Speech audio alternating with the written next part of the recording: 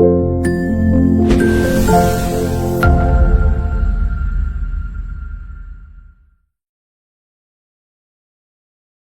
श्री राम, जय हनुमान। कभी आपने सोचा है कि भक्ति क्या है? क्यों एक भक्त अपने प्रभु के चरणों में सब कुछ समर्पित कर देता है? क्यों किसी को राम नाम लेते ही रोंगटे खड़े हो जाते हैं? क्यों किसी को हनुमान चालीसा सुनते ही आंखें भर आती है? क्या ये सिर्फ भावनाएं हैं या इसके पीछे कोई दिव्य रहस्य छिपा है? सदियों से संत महात्माओं ने एक ही बात कही है, भगवान को पाने के लिए किसी मंदिर, मूर्ति या विशेष स्थान की आवश्यकता नहीं है। जरूरत है तो बस एक सच्चे हृदय की, एक निष्कलंक भावना की, एक ऐसी पुकार की जो आत्मा से निकली हो। जब भक्त की ये पुकार सच्ची होती है तो साक्षात भगवान भी उसके समीप आ जाते हैं।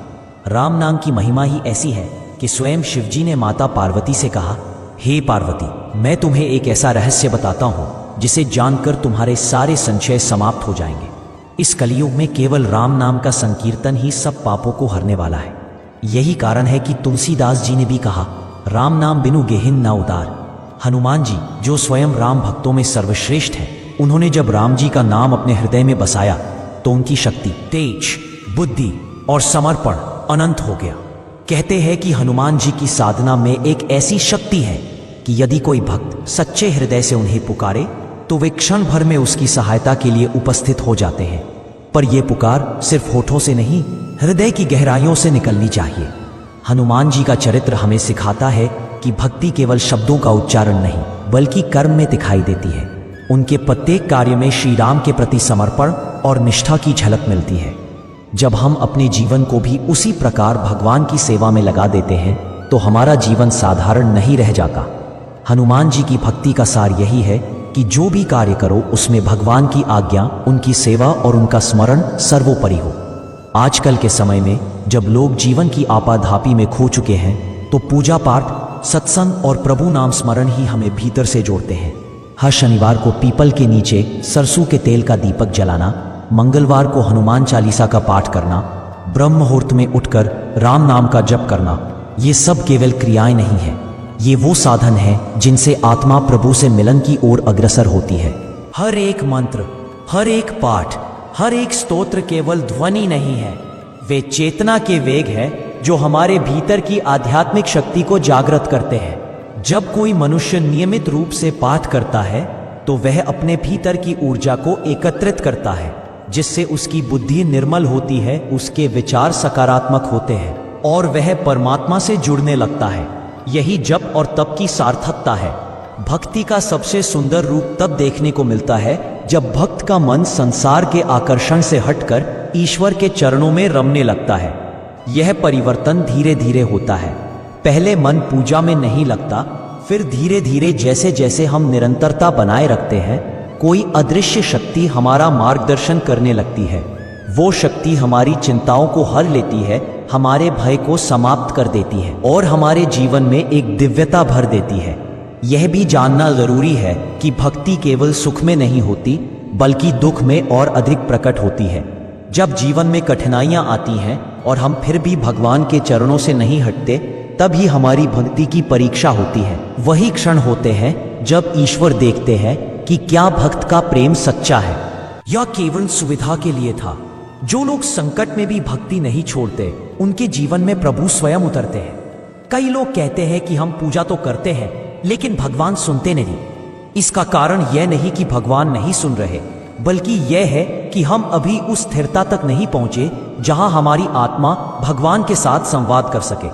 जैसे रेडियो की फ्रीक्वेंसी को सही तरीके से ट्यून करना पड़ता है, वैसे ही अपने चित्त को शांत करके, एकाग्र करके, श्रद्धा से भरे हुए मन से जब हम जप करते हैं तब वह संवाद संभव होता है। सत्संग का भी हमारे जीवन में अत्यंत महत्व है। सत्संग केवल किसी गुरु के पास बैठना नहीं होता, बल्कि वह क्षण है जब हम अपने जीवन में दिव्यता को स्वीकार करते हैं। जब हम प्रभु की कथा सुनते हैं, जब हम भजनों में डूबते हैं, तब हमारे भीतर छिपी हुई चेतना जागने लगती है। हमारे जीवन के दोष, विकार और मोह धीरे धीरे गलने लगते हैं।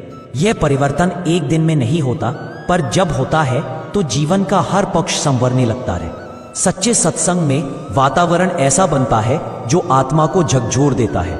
जब कई भक्त एकत्र होकर भगवान का नाम जपते हैं, जब भजन कीर्तन होता है तो वह की ऊर्जा इतनी शक्तिशाली हो जाती है कि नकारात्मक शक्तियां पास भी नहीं आ सकती। यही कारण है कि जहां सच्चा सत्संग होता है वहां संकट, कलह और रोग स्वयं दूर हो जाते हैं। कहते हैं कि भगवान हर समय हमारे समीप होते हैं, पर हम ही उन्हें अनुभव नहीं कर पाते। यह अनुभव तब होता है जब हमारी आत्मा शुद्ध होती है। यह शुद्धता आती है सेवा से, जप से, ध्यान से और सबसे अधिक समर्पण से। जब भक्त कहता है कि हे प्रभु, अब सब कुछ आपका है, मैं कुछ नहीं जानता, तभी ईश्वर कहते हैं अब सब कुछ मेरा है, चिंता मत कर। सेवा की भावना भी भक्ति का ही रूप है। जब हम किसी भूखे को भोजन देते हैं, किसी दुखी के आंसू पहुंचते हैं, किसी मंदिर की सफाई करते हैं या गौ सेवा करते हैं, तब भी हम भगवान की ही सेवा कर रहे होते हैं। भगवान स्वयं कहते हैं जो कुछ भी तुम प्रेम से अर्पित करते हो वह मुझे प्रिय होता है। इसलिए जीवन में सेवा को कभी छोटा मत समझो, वह भी तुम्हारी भक्ति का ही हिस्सा है। हनुमान जी का जीवन इसके सबसे बड़े उदाहरण है। उन्होंने हर बार श्री राम के आदेश को अपने जीवन का एकमात्र लक्ष्य माना। चाहे लंका दहन करना हो या संजीवनी लाना, उन्होंने अपने कर्तव्य को सबसे ऊपर रखा। उनका जीवन हमें सिखाता है कि जब हम अपने स्वार्थ छोड़कर भगवान के लिए जीना शुरू करते हैं, तब भगवान स्वयं हमारे लिए जीने लगते हैं। और अब सबसे महत्वपूर्ण बात, उस दिव्य संकेत की बात जो हमें यह बताता है कि हमारी भक्ति स्वीकार हो रही है। जब भी आप सच्चे मन से हनुमान चालीसा का पाठ करें और आपकी आंखें भर आए, जब राम कथा सुनते समय दिल भीगने लगे, जब पूजा करते समय शरीर कांपने लगे या भीतर से कोई रहस्यमयी ऊर्जा हिलोरे मारने लगे, तो समझ लेना ये साधारण नहीं है, ये भगवान का संकेत है।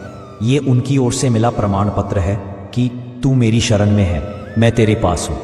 आंखों का यो अपने आप भर आना, वो भी बिना किसी सांसारिक कारण के, यह दर्शाता है कि आत्मा अब जग चुकी है। ये वही क्षण होता है जब ईश्वर आपको देख रहे होते हैं और आप उन्हें अनुभव कर रहे होते हैं। न तो वो किसी मूर्ति में कैद है, न ही किसी मंदिर की दीवारों में, वो बस आपके भाव में है, आपके समर्पण में है। तो अगली बार जब आंखें भर आए, जब दिल कांपे, जब रोम रोम पुलकित हो जाए, तो रोकना नहीं, डरना नहीं, बस हाथ जोड़कर कह देना जय श्री राम, जय बजरंगबली। क्योंकि यही है वो दिव्य संकेत, यही है प्रभु का स्पर्श और यही है सच्ची भक्ति की पहचान। तो अगली बार जब आंखें भर आए, जब दिल कांपे, जब रोम रोम पुलकित हो जाए, तो रोकना नहीं, डरना नहीं, बस हाथ जोड़कर कह देना जय श्री राम, जय बजरंगबली। क्योंकि यही है वो दिव्य संकेत, यही है प्रभु का स्पर्श और यही है सच्ची भक्ति की पहचान। प्रिय भक्तों, आपको ये वीडियो कैसा लगा हमें कमेंट में जरूर बताएं। अगर आप हनुमान